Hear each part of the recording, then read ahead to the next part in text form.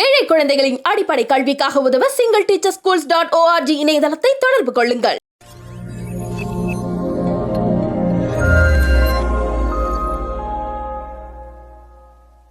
சிறந்த மனிதர் சீமான் அவர்கள் சொல்ல வரீங்க நீங்க? மனிதர்ல சிறந்த மனிதர் தான். நிச்சயமா அறிவு சார்ந்த விஷயங்கள் நிறைய விஷயங்கள் பொதுமக்களுக்கு பார்த்தது பிரச்சனை இல்ல. அப்பான்ற வார்த்தையை பிரயோகப்படுத்தி அவரு குண்டுவெடிப்பு குற்றவாளிக்கு எப்படி அதை பயன்படுத்தலாம்? பொதுவாகவே எல்லாரையுமே மிக மரியாதையாக ஐயா, அப்பா, பாட்டன் போன்ற தமிழ் வார்த்தைகளை பயன்படுத்தி தான் அவர் சொல்றாரு. ஓட்டு பிச்சைக்காக இந்த வார்த்தைகள்லாம் பிரயோகப்படுத்துறாருன்ற பாஜக மாநிலத்தில் அண்ணாமலை இல்ல, எப்படி ஓட்டு பிச்சைக்காக? இஸ்லாமியர்கள் ஓட்டு சீமானுக்கு போடுறேன்னு எங்கேயாவது பதிவு பண்ணியிருக்காங்களா? அல்லுமா பாஷாவை போக்க போன இந்த இரங்கல் தெரிவித்த தலைவர்கள் எல்லாமே அவர் எதுக்காக ஜெயிலுக்கு போனாரு அப்படின்ற ஒரு கருத்தை இங்க யாரும் பதிவு பண்ணல. ஏதோ ஒரு தியாகி போல அவரை சித்தரிக்கிறாங்க. அவர் நன்றா தெரியும் எந்த சம்பவத்துக்காக. நிச்சயமாக கோவை குண்டுவெடிப்புல இது பண்ண முதல் 58 பேர் உயிரிழந்து 200க்கும் மேற்பட்டவர்கள் இன்னைக்கு ஊனமுற்று இருக்கிறாங்க. இங்க பிராமண சமுதாயத்தை தொடர்ந்து பல அரசியல் கட்சிகள், திராவிட கட்சிகள் மிகவும் இழிவுபடுத்தி பொது மேடைகளில் பேசிட்டு வராங்க. ஏற்கனவே இப்போ இந்த மதிவதனிங்கிறவங்க பேசினாங்க. அதற்காக திரு அர்ஜுன் சம்பத் அவர்கள் ஒரு மாபெரும் ஆர்ப்பாட்டத்தை சென்னையில் நடத்தினார். இப்போ திருச்சியில் நடத்தி இப்போ வரக்கூடிய 5ஆம் தேதி மதுரையில் நடத்த போகிறாரு. இல்லை, இது எல்லாமேங்க அவங்களுக்கு கொடுக்கப்பட்ட ஒரு அசைன்மெண்ட் மாதிரி தான் நடந்துக்கிட்டு இருக்கு. தொடர்ந்து ஒரு மாதத்துக்கு ஒரு வாட்டி யாராவது ஒருத்தர் பேசணுங்கிறத ஏதோ ஒரு அரசியல் பின்புலத்தோடு தான் இவங்க பேசுகிறாங்க. இப்போ இதே மதிவதனிங்கிறவங்க மயிலாடுதுறை பகுதியில் பார்த்தீங்கன்னா சுவாமியோடைய ஊர்வலம் வந்துகிட்டு இருக்கு. காலங்காலமாக நடந்துகிட்டு இருக்கக்கூடிய இந்த முழுக்குங்கிற ஒரு இது நடந்துகிட்டு இருக்குது. இப்போ அந்த மாதிரி நேரத்தில் பேசி ஒரு காவல்துறை அதிகாரியவே தாக்க போகிறாங்க.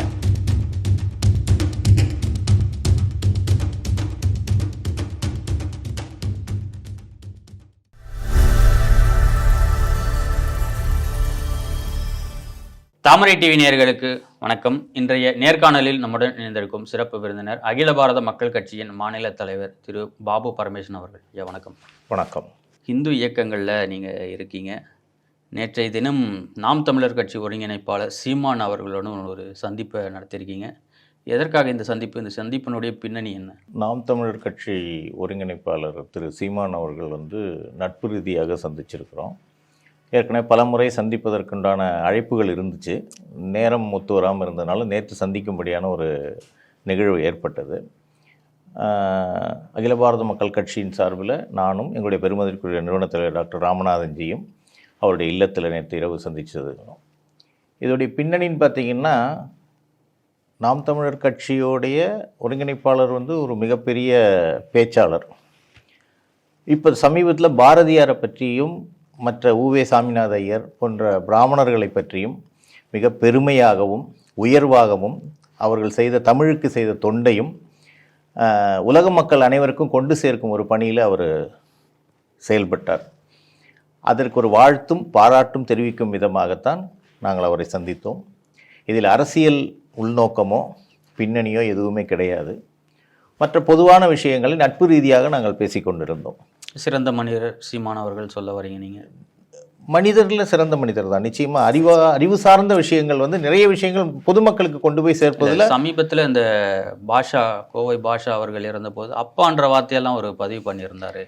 அது பெரும் சர்ச்சைக்குரிய விஷயமாகவும் மாறுச்சு. சர்ச்சைக்குரிய விஷயமா ஊடகங்கள் அதை பெருசாக ஆக்கியிருக்கிறாங்க. சீமான் மட்டும் போய் பார்க்கல, பல பேர் அவங்கள போய் பார்த்தது பிரச்சனை இல்லை. அப்பான்ற வார்த்தையை பிரயோகப்படுத்தி அவரு குண்டுவெடிப்பு குற்றவாளிக்கு எப்படி அதை பயன்படுத்தலாம்? பொதுவாகவே எல்லாரையுமே மிக மரியாதையாக ஐயா, அப்பா, பாட்டன் போன்ற தமிழ் வார்த்தைகளை பயன்படுத்தி தான் அவர் சொல்றாரு. இது அவருடைய இயல்பாகவே அவர் மாற்றிக்கிட்டார். தமிழ் மேல இருக்கக்கூடிய ஒரு ஈர்ப்பால் அவர் சொல்லிட்டு இருக்கிறாரு. இதை சர்ச்சை ஆக்கணும் அப்படிங்கிறதுக்காக அரசியல் சார்ந்த கட்சிகளும் ஊடகங்களும் அதை ஒரு டாக் ஆஃப் த டவுன் மாதிரி கொண்டு போயிட்டுருக்கிறாங்க. இதற்கு இன்னொரு உதாரணத்தை நான் சொல்ல விரும்புகிறேன். அப்போது ராஜீவ்காந்தி பிரைம் மினிஸ்டர் கொலை வழக்கில் வெளியான குற்றவாளிகளை வரும்போதும் தமிழக அரசை சார்ந்தவர்கள் எப்படி அவங்கள போய் கூட்டிட்டு நியாயப்படுத்தல? இல்ல, நியாயப்படுத்துறது இல்லை. இந்த இடத்துல அவங்களை தியாகி மாதிரி நீங்க ட்ரீட் பண்ணும்போது இந்த கேள்விகளை வைக்கல. இல்ல, அந்த சமயத்துல எல்லாம் கேள்வி வச்சாங்க. ஒரு குற்றவாளி எப்படி முதலமைச்சர் பதில் யார் என்ன பதில் சொன்னாங்க? இவர் போய் ஒரு குண்டு வெடிப்புல சம்பந்தப்பட்ட குற்றவாளியான அவரை சந்திச்சிருக்காரு. துக்க வீட்டுக்கு போயிட்டு வந்திருக்கிறாரு. அது ஒரு நட்பின் அடிப்படையில அரசியல் ஒரு நாகரிகம் கருதி அவர் போயிட்டு வந்திருக்காரு. அந்த இடத்துல அவர் இயல்பா பயன்படுத்தக்கூடிய ஒரு வார்த்தைகள் தான். அவர் எப்பவுமே வந்து எல்லாரையுமே இப்போ ஐயான்னு கூப்பிடுறாரு, எங்க பாட்டன்னு சொல்லுவாரு, பாரதியை வந்து எங்க பாட்டன்னு சொல்லுவார். இந்த மாதிரியான விஷயங்கள் அவர் பேசும்போது இயல்பான அவருடைய நடைமுறையில அவர் வந்து அதை தகப்பா அப்பாங்கிற வார்த்தைகளை அவர் பிரயோகப்படுத்தியிருக்காரு. ஆனா ஓட்டு பிச்சைக்காக இந்த வார்த்தைகள் எல்லாம் பிரயோகப்படுத்துறாருன்ற பாஜக மாநிலத்தில் அண்ணாமலை இல்ல, எப்படி ஓட்டு பிச்சைக்காக? இஸ்லாமியர்கள் ஓட்டு வந்து சீமானுக்கு போடுறேன்னு எங்கேயாவது பதிவு பண்ணியிருக்காங்களா? இல்லையே. அது வந்து சிறுபான்மையினர் வாக்குகள் எல்லாமே எங்களுக்கு தான் சொல்லி ஆளும் திமுக அரசு தான் கொண்டாடிட்டு வர்றாங்க. கிறிஸ்துவர்கள் வாக்காகட்டும், இஸ்லாமியர்கள் வாக்காக இருக்கட்டும், அவங்க எங்களுடைய கூட்டணியில் இருக்காங்க, எங்களுக்காக தான் வந்து அவங்க வாக்குகள் செலுத்துறாங்க அப்படிங்கிறத நம்முடைய சபாநாயகரே வந்து ஒரு மீட்டிங்கில் பேசியிருக்காரு. உங்களால் தான் நாங்கள் ஜெயிச்சோன்னு பேசியிருக்கிறாரு. நம்மளுடைய மதிப்பிற்குரிய துணை முதல்வர்கள் வந்து நான் ஒரு கிறிஸ்துவன், என் மனைவி ஒரு கிறிஸ்துவர் அப்படிங்கிறத டிக்ளேர் பண்ணுறாங்க. அப்போ அதெல்லாம் கேள்வி கேட்க மாட்டேங்கிறாங்க யாருமே. அதாவது ஆளும் அரசு நடத்தக்கூடியவர்கள், அதாவது பொறுப்பான பதவியில் இருப்பவர்களே இந்த மாதிரியான வார்த்தைகளை பயன்படுத்த. அதாவது மக்களால் தேர்ந்தெடுக்கப்பட்ட அரசு, அந்த மக்களால் தேர்ந்தெடுக்கப்பட்ட அரசுங்கிறது அனைத்து சமூகத்தினருக்கும் சமுதாயத்தினருக்கும் பொதுவானது. ஓட்டு போட்டவங்களுக்கும் போடாதவர்களுக்கும் முதல்வர் அவர் தான் அந்த 5 ஆண்டுகள். இப்போ அப்படி இருக்கும்போது ஒரு குறிப்பிட்ட சமுதாயத்தினால தான் நாங்கள் ஜெயித்தோம் அப்படின்னு அவங்களே பொது மேடைகளை டிக்ளேர் பண்ணுறாங்க. இப்போ நம்ம அறநிலையத்துறை அமைச்சர் வந்து இந்து அறநிலையத்துறையோட சமய அறநிலையத்துறையோட அமைச்சர், அவர் மேடையில் என்ன சொல்றாரு? அல்லேலூயான்னு சொல்றாரு. இதை எந்த ஊடகமும் பெருசா பேச மாட்டேங்கிறாங்க. அவர்கிட்ட போய் யாரும் கேள்வி கேட்க மாட்டேங்கிறாங்க. அல்லுமா பாஷாவை பார்க்க போன இந்த இரங்கல் தெரிவித்த தலைவர்கள் எல்லாமே அவர் எதுக்காக ஜெயிலுக்கு போனாரு அப்படின்ற ஒரு கருத்தை வந்து இங்க யாரும் பதிவு பண்ணல. ஏதோ ஒரு தியாகி போல அவரை வந்து சித்தரிக்கிறாங்க. அவர் நன்றா தெரியும் எந்த சம்பவத்துக்காக. நிச்சயமாக கோவை குண்டுவெடிப்புல வந்து இது பண்ண முதல் 58 பேர் உயிரிழந்து 200க்கும் மேற்பட்டவர்கள் இன்னைக்கு ஊனமுற்று இருக்கிறாங்க. அந்த கோவை மாநகரத்துடைய வளர்ச்சியே கிட்டத்தட்ட 15 ஆண்டுகள் வந்து தடைப்பட்டு நின்னுது. ஏன்னா அந்த பகுதிகளில் வந்து நாங்களும் அந்த டயத்தில் வாழ்ந்திருக்கிறோம். அதனால எங்களுக்கு அதோடைய எந்த அளவுக்கு அது முக்கியத்துவம் வாய்ந்தது எங்களுக்கு தெரியும்.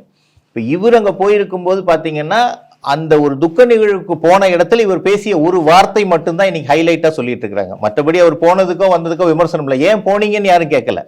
பட் அந்த ஒரு வார்த்தையை வந்து மற்றவர்கள் வந்து அதை எப்படி அரசியலாக்கலாம் அப்படிங்கிறதுக்காக தான் பேசியிருக்காங்கிறது எங்களுடைய கருத்து. என்ன சந்திப்புக்காக நீங்க வந்து சீமான் அவர்களை சந்திச்சீங்க? முதல்ல இது நட்பு ரீதியான சந்திப்பு தான். அதுல வந்து அந்த பர்டிகுலரா நாங்க போன விஷயம் வந்து எங்க பிராமண சமுதாயத்தை தொடர்ந்து பல அரசியல் கட்சிகள், திராவிட கட்சிகள் வந்து மிகவும் இழிவுபடுத்தி பொது மேடைகளில் பேசிட்டு வராங்க. ஏற்கனவே இப்போ வந்து அந்த மதிவதனிங்கிறவங்க வந்து பேசினாங்க. அதற்காக திரு அர்ஜுன் சம்பத் அவர்கள் வந்து ஒரு மாபெரும் ஆர்ப்பாட்டத்தை சென்னையில் நடத்தினார். இப்போ திருச்சியில் நடத்தி இப்போ வரக்கூடிய 5ஆம் தேதி மதுரையில் நடத்த போகிறாரு.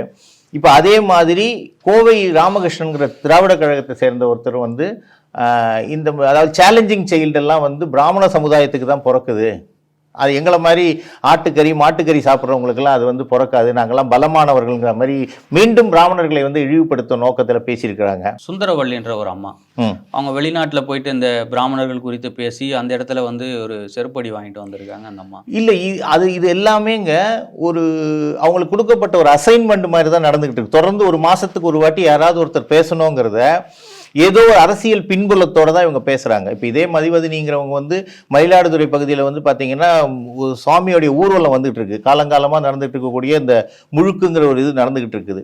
இப்போ அந்த மாதிரி நேரத்தில் வந்து பேசி ஒரு காவல்துறை அதிகாரியவே தாக்க போறாங்க. அப்போ இதெல்லாம் வந்து அரசு பார்த்துக்கிட்டு இருக்கக்கூடாது. தவறு யார் செய்தாலும் சட்டப்படியான நடவடிக்கைகள் தொடரணுங்கிறது தான் எங்களுடைய நிலைப்பாடு. அப்போ இவங்க இந்த மாதிரியெல்லாம் பேசிட்டு இருக்கும்போது எந்த இடத்திலையுமே நம்மளுடைய சமுதாயம் வந்து இழிவுபடுத்தப்படுதுங்கிறது எங்களை போன்ற பிராமணர்களுக்கு மிக வருத்தப்பட வேண்டிய. அதற்காக தான் நாங்களும் போராடிக்கிட்டு வர்றோம். அப்போ அந்த மாதிரி ஒரு சமுதாயத்தில் தியாகிகள் வந்து பிராமணர்கள் இல்லைங்கிற மாதிரி மூடி மறைக்கப்பட்ட வரலாறு இப்போ இருக்குது. இப்போ பெரியார் மட்டும்தான் தூக்கி பிடிக்கிறாங்க அப்படிங்கும்போது சுதந்திரத்துக்காக பாடுபட்ட எத்தனையோ பிராமணர்கள் இருக்காங்க, சொத்தை இழந்தவங்க இருக்காங்க, அதில் வந்து உயிர் நீத்தவங்க இருக்காங்க. அவங்களெல்லாம் முன்னிலைப்படுத்தவே இல்லை.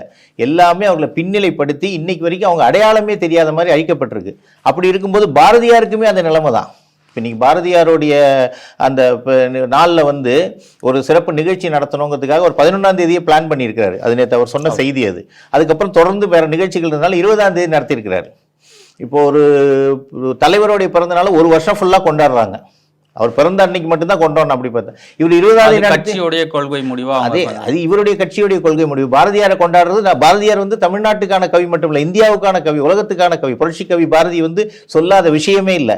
அது நிறைய விஷயங்களை அவர் நேற்று மேற்கோள் காட்டி பேசிக்கிட்டு இருந்தார். மிக அறிவார்ந்தமான செய்திகளை நிறைய எங்களோட சொல்லிக்கிட்டு இருந்தார். அதே மாதிரி உவி சாமிநாத ஐயர் தமிழுக்காக செய்த தொண்டுகள், அது மாதிரி பல பேரை பற்றிய விஷயங்கள் வந்து நிறைய அவரோட நாங்கள் பேசிக்கிட்டு இருந்தோம். அந்த மாதிரியான ஒரு பெருமைக்குரிய நிகழ்வு. அதாவது பிராமணர்கள் அல்லாமல் சுதந்திரத்துக்காக பாடுபட்டவர்கள் சுதந்திரத்துக்கு முன்னாடியே 20-30 வருடங்களுக்கு முன்னாடியே நாம் சுதந்திரம் அடைந்து விட்டோம் என்ற பாட்டையும் அவர் பாடியிருக்கிறார். ஆடுவோமே பள்ளு பாடுவோமே ஆனந்த சுதந்திரம் அடைந்து விட்டோங்கிற அந்த பாட்டை சுதந்திரத்துக்கு முன்னாடியே பாடின ஒரு தொலைநோக்கு பார்வை உள்ள ஒரு கவி. அவர் பிறப்பால் பிராமணராக இருந்தால் அவர் அனைவருக்குமான ஒரு மனிதராகவும் பண்பாளராகவும் தான் வாழ்ந்திருக்காரு. அவருடைய பாடல்கள் இன்றளவும் நமக்கு நின்று, அதாவது திருவள்ளுவர் ஐயனுடைய குரல் மாதிரி இன்னைக்கு நம்ம மேற்கோள் காட்டி பேசக்கூடிய ஒரு முக்கியமான நிலையில தான் திரு பாரதி அவர்கள். அவருடைய பிறந்த நாளை முன்னிட்டு அவர் பேசிய அந்த விஷயங்களுக்காக அவருக்கு பாராட்டு தெரிவிக்கிறதுக்காகவும் வாழ்த்துக்கள் தெரிவிக்கிறதுக்காகவும், மேலும் எங்களை போன்ற பிராமண சமூகத்தை சேர்ந்தவர்களை மற்ற கட்சிக்காரர்களை இழிவுபடுத்தும் போது அதற்கு ஒரு எதிர்ப்பு குரல் அவருக்கு கொடுக்க வேண்டும் என்ற கோரிக்கையை அவரோட நாங்கள் வச்சிருக்கிறோம். நாங்கள் இதுதான் அந்த சந்திப்பின் பின்னணி. கடந்த நேர்காணலில் நீங்களே பதிவு பண்ணிட்டு இருந்தீங்க, இந்த தஞ்சாவூரில் அகரமாங்குடியில் ஒரு நில பிரச்சனை சம்பந்தமாகவும் சீமான் அவர்களை போய் சந்திப்போம் அப்படின்ற ஒரு இதை வந்து நீங்கள் பதிவு பண்ணியிருந்தீங்க. அதுக்கான சந்திப்பு ஏதாச்சும் பேச்சுவார்த்தை ஏதாவது நடந்தது? நிச்சயமா அதை பற்றி என்ன, அந்த குற்றப்பின்னணி உள்ள அந்த பகுதியை சார்ந்த ஜெகதீஷ்ங்கிற சதீஷை அவர்களை பற்றியும், ஏன்னா அந்த கட்சியில தான் அவர் இருக்கார் அப்படிங்கிறதுனால அதை பற்றின ஒரு புகார் மனுவையும் அவர்கிட்ட நாங்கள் நேரடியாக சொல்லியிருக்கிறோம். அவர் நிச்சயமாக அதை நான் விசாரணை செய்து தவறு இருக்கும் பட்சத்தில் நிச்சயமாக அதற்குரிய நடவடிக்கை எடுக்கிறேங்கிற உறுதியை எங்களுக்கு அளித்திருக்கிறார். அந்த ஜெகதீஸ்வரன் வந்து இன்னொரு காணொலியை வந்து அதுக்கப்புறம் வெளியிட்டிருந்தார். நம்ம அந்த இன்டர்வியூ பதிவு பண்ணுற நேரத்தில் அதுக்கடுத்து ஒரு 2 நாள் நினைக்கிறேன், அந்த காணொலியை வந்து அவருடைய யூடியூப்ல இருந்து அவர் நீக்கியிருந்தார். அதுக்கப்புறம் அந்த கிராம மக்கள்கிட்டயே போயிட்டு கருத்தெல்லாம் கேட்டு ஒரு வீடியோ பதிவு பண்ணியிருந்தார். அதில் நீங்களும் உங்களுடைய பேரும் அதில் அடிபட்டது. நீங்கள் வந்து மிரட்டி வந்து குத்தகை வாங்குறதான்ற குற்றச்சாட்டெல்லாம் வந்து அந்த வீடியோவில் பதிவு பண்ணதை பார்க்க முடியுது. இல்லை, இதில் மிரட்டி குத்தகை வாங்குறதா இருந்தால் நாங்கள் ஏன் சட்டப்படியாக போகணும்? அவர் மீது காவல்துறை மூலமாக நடவடிக்கை எடுக்கணும். அவருக்கு இருக்க குற்றப்பின்னணி ஆராய்ந்து அதற்குரிய தண்டனை. இப்போ நாங்கள் எதுவுமே அவரை மிரட்டியெல்லாம் வாங்க வேண்டிய அவசியம் கிடையாது. ஏன்னா இப்போ அவர் தான் வந்து மிரட்டுற மாதிரி ஒரு கூட்டமைப்பை சேர்த்து வச்சுக்கிட்டு அவருடைய பாதுகாப்பு அரணா அவங்கள வச்சு பயன்படுத்திட்டு இருக்கிறாரு. மற்றபடி பார்த்தீங்கன்னா இப்போ அந்த கூட்டத்துக்கு போனவங்களுக்கே பாதி பேர் வந்து என்ன விஷயம்னு தெரியாமல் போனவங்க தான். போன இடத்துல ஒரு ப்ரெஸ் மீட் அப்படின்னு சொல்லும்போது அவங்க வந்து அதை கொடுத்துருக்குறாங்க. இது வந்து அந்த யூடியூபர் திரு முத்துப்பாண்டிங்கிறவரும் இவர் ஜெகதீஷுங்கிற சதீஷும் 2 பேரும் இணைந்து திட்டமிட்டு செயல்பட்ட ஒரு விஷயம்தான். இதில் வந்து அந்த விவசாயிகளை நம்ம குறை சொல்ல முடியாது. ஒரு இடத்துல ஒரு ப்ரெஸ் மீட் வருது அப்படிங்கும்போது அவங்க எல்லாரையும் ஒரு கூட்டமைப்பாக உட்கார வச்சுக்கிட்டு நீங்கள் என்ன சொல்கிறீங்க போது அவங்க சொன்னதில் வந்து எல்லாமே நாங்கள் சொன்ன விஷயங்களை உறுதிப்படுத்தி இருக்கிறாங்க. இந்த மாதிரியான பாடசாலை இருந்தது, அவங்க நிலத்தை நாங்கள் வச்சிருக்கிறோம், அதுக்கு நாங்கள் குத்தகை கட்டலைங்கிறத அவங்களுடைய காணொலி மூலமா யாரும் மறுக்கல வந்திருக்கு. இப்போ வந்து அவங்க கேட்குற விஷயம் வந்து இவர் தான் ட்ரஸ்டியான, அதுக்குண்டான ஆவணங்களை நாங்கள் கோர்ட்லேயும் சமர்ப்பிச்சாச்சு. இப்போ அது நீதிமன்றத்தில் இருக்கிறதுனால அதை பற்றி அதிகமான விஷயங்கள் நாங்கள் இப்போ சொல்ல முடியாது. கள்ளக்குறிச்சி மாவட்டம் திருநாவலூர் அப்படின்ற ஒரு ஊரில் கோவிலுக்கு சொந்தமான அந்த பழங்காலத்து செப்பேடுகள், அப்புறம் விலை மதிக்கத்தக்க அந்த ஆன்டிக்ஸ் எல்லாம் வந்து அந்த ஈவோ வந்து அவளுடைய உத்தரவால் தூக்கிட்டு போயிட்டு அந்த காயலாங்கடையில் போட்டிருக்கிறதா சொல்லிட்டு ஒரு செய்தி. இந்து முன்னணியும் இது சம்பந்தமாக வந்து போராட்டங்கள்லாம் நடத்தியிருக்காங்க. பெரும்பாலும் இது அறநிலையத்துறை அமைச்சர் கவனத்துக்கு போச்சா இல்லையான்றதே தெரியல. உங்களை போன்ற ஹிந்து இயக்கங்களும் இது சம்மந்தமாக எதுவும் பெருசாக பேசலையே? இல்லை, இப்போ அந்த நிகழ்வை பற்றி முழுமையான ஒரு விசாரணையில் நாங்கள் இருக்கிறோம். இது தவறு யார் செஞ்சிருந்தாலும் தவறு தான். ஏன்னா அது வந்து அறநிலைத்துறை அப்படிங்கிறது அந்த கோவில் சொத்துக்களை பாதுகாக்கிறதுக்கும் அந்த கோவில் சொத்துக்களுடைய கணக்கு வழக்குகளை நிர்வாகம் பண்ணுறதுக்கும் மட்டும்தான். அப்போ அதை ஒரு எக்ஸிக்யூட்டிவ் ஆஃபீஸரே கொண்டு போய் வெளியில் வந்து ஒரு பழைய இரும்பு கடையில் போட்டு இந்த மாதிரி பண்ணுற செய்திகள் வந்து மிகவும் கண்டிக்கத்தக்கது, வருந்தத்தக்கது. ஏன்னா இந்து உணர்வாளர்களுக்கு விடப்பட்ட ஒரு சவால் மாதிரி தான் இதை நாங்கள் பார்க்குறோம். இதை உடனடியாக மாண்புமிகு அமைச்சர் சேகர்பாபு அவர்கள் தலையிட்டு இந்த விஷயத்துக்கு அவர் நேரடி விசாரணை செய்யணுங்கிறது அகில பாரத மக்கள் கட்சியோடைய ஒரு கோரிக்கையாகவே அவருக்கு வைக்கிறோம். முடிந்தால் இன்று நாங்கள் அவரை நேரடியாக சந்தித்து இந்த மனுவை கொடுக்கலான்னு தான் இருக்கிறோம். நாங்கள் தொடர்ச்சி அறநிலையத்துறை மேலே புகார்கள் வந்துட்டு இருக்குது. நீங்கள் சமீபத்தில் பார்த்தீங்கன்னா கூட கோவில் உண்டியல்லேருந்து அந்த நகையை பணமெல்லாம் திருடுறதா இருக்கட்டும், இந்த மாதிரி காட்சிகள்லாம் தொடர்ச்சியாக வந்துட்டு தானே இருக்குது. ஆனால் இங்கே அமைச்சர் சேகர்பாபு என்ன பண்ணுறாருனாக்கா ப்ரெஸ் மீட் வைக்கிறாரு, முதலமைச்சர் புகழை வந்து துதிப்படுறாரு, கோவில் நிலத்தை வந்து மீட்டோம், இவ்வளோ மீட்டோம் அப்படின்றத சொல்கிறாரு. யார்கிட்ட இருந்து மீட்டோம், அவங்க மேலே என்ன நடவடிக்கை எடுத்தோன்ற எந்த ஒரு விளக்கமும் அவர் கொடுக்க மாட்டேங்கல. அதில் வந்து உண்மைத்தன்மை பார்த்தீங்கன்னா கோவில் நிலங்க வச்சிருந்தது யாருன்னு வெளியிட்டா அது அவங்க கட்சிக்கே சிக்கலாக வரலாம். ஏன்னா பல திமுக பிரமுகர்கள்கிட்டே அந்த கோவில் நிலங்கள் இருந்தது. அப்போ அதை மீட்டோன்னு சொல்லும்போது அந்த கட்சிக்காரங்களுக்கு உண்டான ஒரு பிரச்சனையாக வருங்கிறனால அவர் வந்து அதை புது மேடைகளில் பேசாமல் இருக்கலாம். ஆனால் அறநிலையத்துறை நிச்சயமாக இந்து சமய அறநிலையத்துறையாக செயல்படணும் அப்படிங்கிறது எங்களுடைய ஒரு முக்கியமான கோரிக்கை. என்னன்னு சொன்னால், ஒரு கோவில் இடத்துல உங்களை போன்ற இயக்கங்கள் தான் யார் அதை ஆக்கிரமிச்சாங்கன்றதை வெளியிடுங்க, விவரங்களை வெளியிடுங்கன்னு நீங்கள் ஏன் வலியுறுத்தல? இல்லை, நிச்சயமாக நாங்கள் வலியுறுத்திக்கிட்டு தான் இருக்கிறோம். பட் நாங்கள் சொல்கிறது வந்து எல்லா ஊடகங்கள் மூலமாக வெளியில் செய்திகள் போகிறதில்ல. ஏன்னா சில ஊடகங்கள் என்ன பண்ணுறாங்கன்னா, இந்த செய்தியை தான் போடணுங்கிற ஒரு கட்டுப்பாட்டில் செய்தி ஊடகங்கள் மாட்டிக்கிறாங்க. சில விஷயங்கள் நம்ம சொல்கிறது வந்து வெளியில் பொது வெளியில் போகிறது இல்லை. இப்போ எங்களை மாதிரி இயக்கங்கள், இந்து அமைப்புகள் எல்லாரும் சேர்ந்து ஒருமித்து குரல் கொடுக்கணும். இதில் என்னன்னா பிரித்தாளும் கொள்கை நிறைய நடக்குது. இந்த அமைப்பு அந்த இந்த அமைப்பு சேர மாட்டாங்க அப்படிங்கிறது. இப்போ அந்த ஒருங்கிணைக்கும் அமைப்பில் தான் நானும் எங்கள் நிறுவன தலைவரும் சேர்ந்து பண்ணிகிட்டு இருக்கிறோம். வரக்கூடிய சட்டமன்ற எலெக்ஷனுக்கு முன்னாடி அனைத்து இந்து அமைப்புகளும் ஒருங்கிணைக்குங்கிறது தான் எங்களுடைய குறிக்கோளாக இருக்குது. அதை நோக்கி எங்களுடைய பயணம் தொடர்ந்து கொண்டே தான் இருக்கிறது.